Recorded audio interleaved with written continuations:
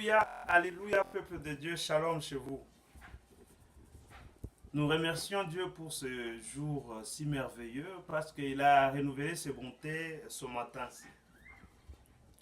Nous allons commencer dans le livre d'Éphésiens.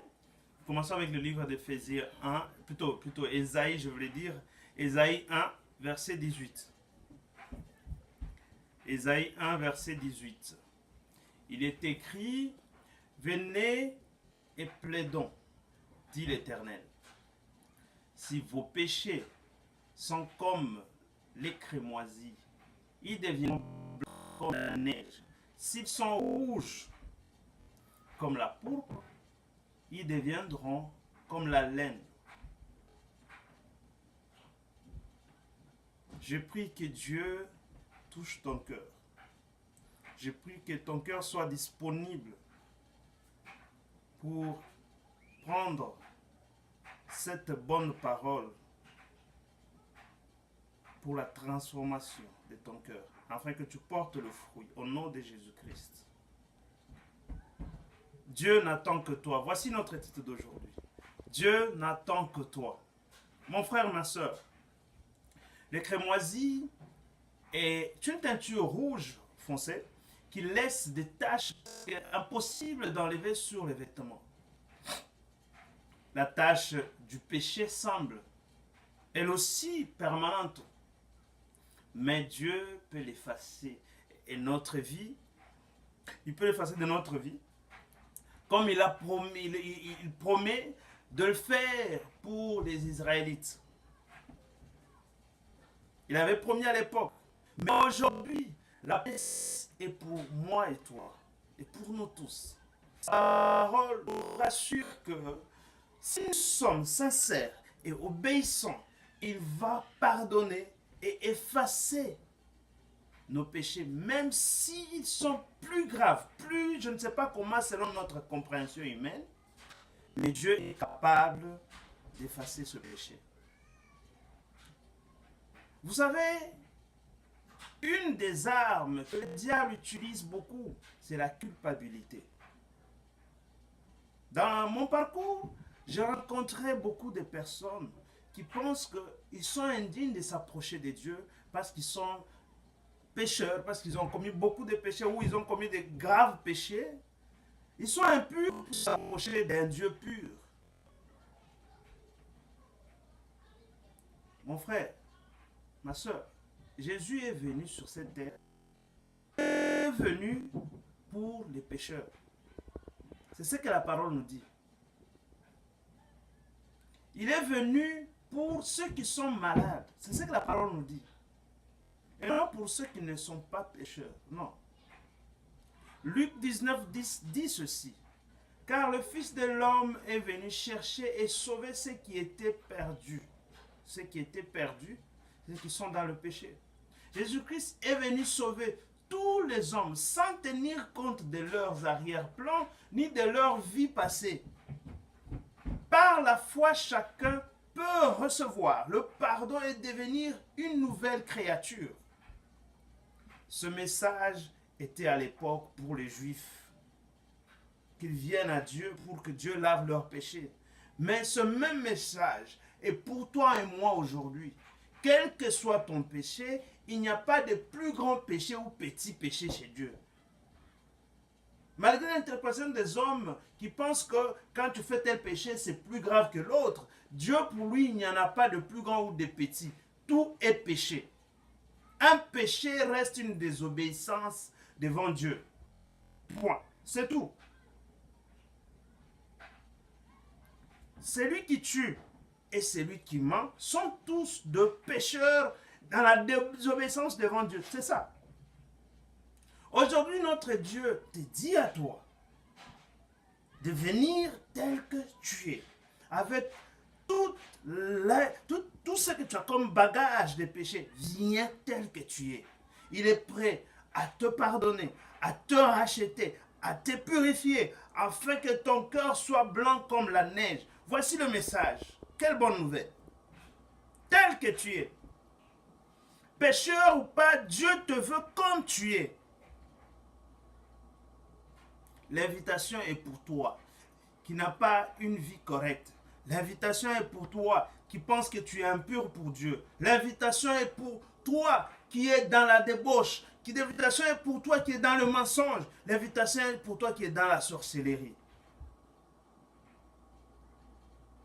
L'invitation est pour toi qui pense que tu es très pécheur là. Non, l'invitation est pour toi. Viens comme tu es. Avec toutes tes pensées, toutes tes questions, tous tes doutes, tes échecs. Dieu te veut tel que tu es. Voici ce que Luc 5, 31 et 32 nous dit.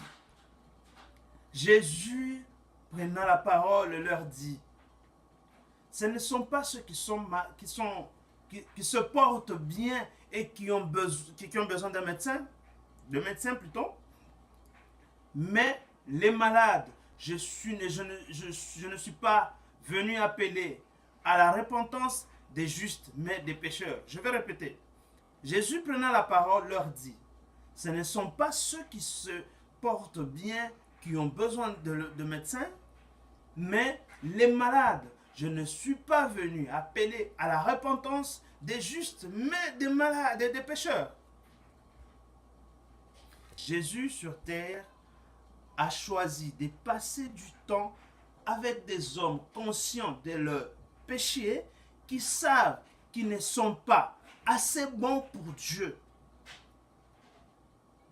Il a passé ce temps pour que ces gens s'approchent. Il s'est mis à leur niveau pour qu'ils comprennent. Pour venir à Dieu, nous devons premièrement nous repentir. Changer d'attitude en renonçant à nos péchés, d'où l'importance de commencer par reconnaître ce qui ne glorifie pas Dieu. Car au fond de nous, il y a cette conscience du bien et du mal. Nous savons quand nous faisons le bien ou le mal. Nous le savons. Nous savons quand nous faisons du bien à quelqu'un ou pour quelqu'un. Nous le savons. Dieu ne cherche pas un homme parfait. Dieu cherche un cœur sincère et intègre. Dieu sait très bien sur cette terre qu'il n'y a pas de parfait. Car lui-même il a dit, tous ont péché. Mais le diable est trop malin. Le diable cherche à te garder dans le ténèbre, dans la tromperie et mensonge. Il sème dans ton cœur, dans ton esprit, des pensées, des doutes, des craintes, des découragements. Il essaye de te décourager, culpabiliser pour que tu ne vives pas pour Dieu.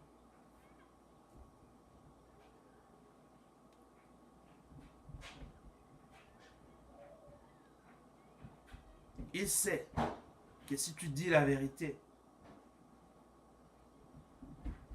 tu vas l'échapper. Il te dit, si tu dis la vérité comme les autres, comment les autres vont te voir? Si tu dis que tu as volé, tu penses comment? Si tu as trompé ton mari, qu'est-ce que tu penses, comment il va te voir? Ton mariage va finir. D'ailleurs, tu ne mérites pas de t'approcher de Dieu.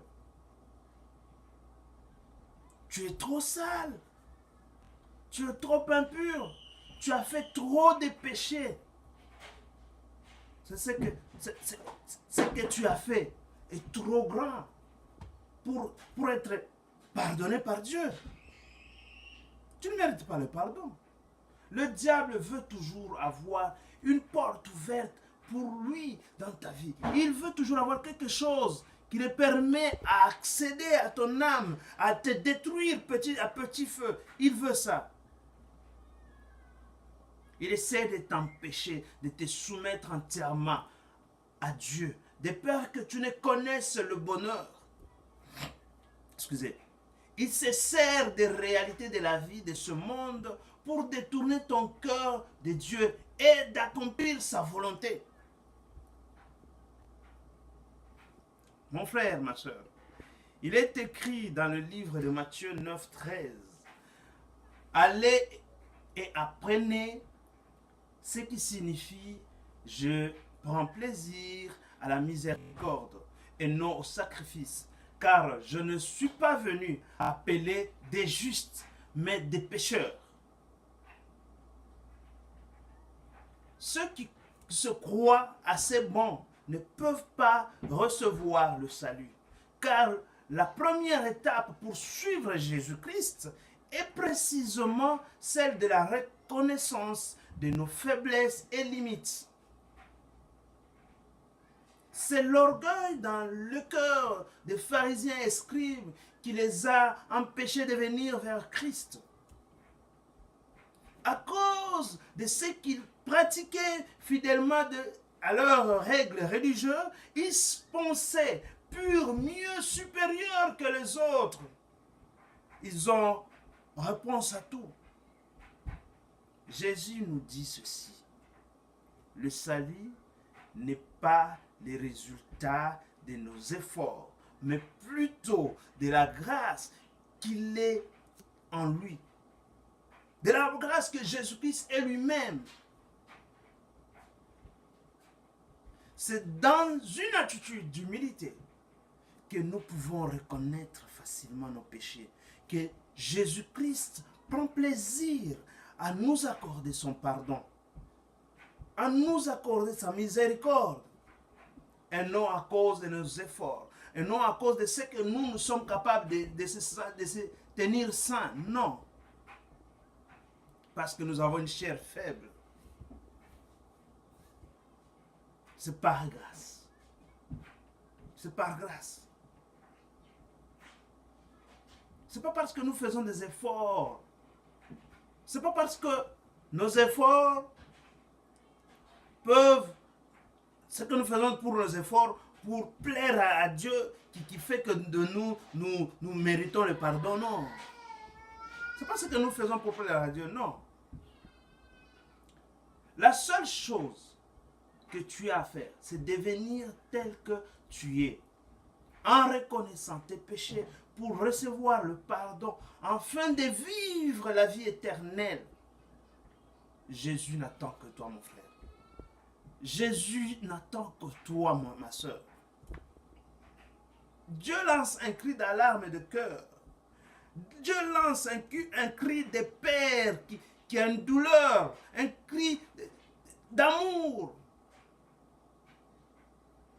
Un père qui voit ses enfants qui sont en train de se perdre sur le chemin de la vérité, qui se égarent du chemin de la vérité.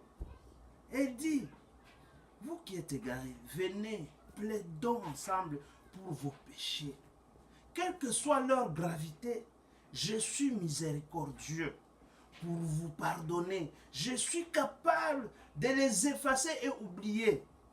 Je cherche des cœurs honnêtes et capables de reconnaître ces péchés pour s'y détourner. Parce que moi, je veux plaider pour votre pardon. Moi, Dieu, je veux plaider pour votre pardon. Quel amour! Alors tu as le choix de vivre dans la prison de la culpabilité, des peurs de t'approcher de Dieu pour toutes les petites bonnes raisons que le diable sème dans ton cœur. Ou tu as aussi le choix de vivre libre dans le bonheur et la paix par et dans la foi, en croyant à la parole de Dieu, en marchant selon la parole de Dieu. Dieu n'a pas changé. Il est le même hier, aujourd'hui et éternellement. Il n'attend que toi. Que Dieu te bénisse. Amen.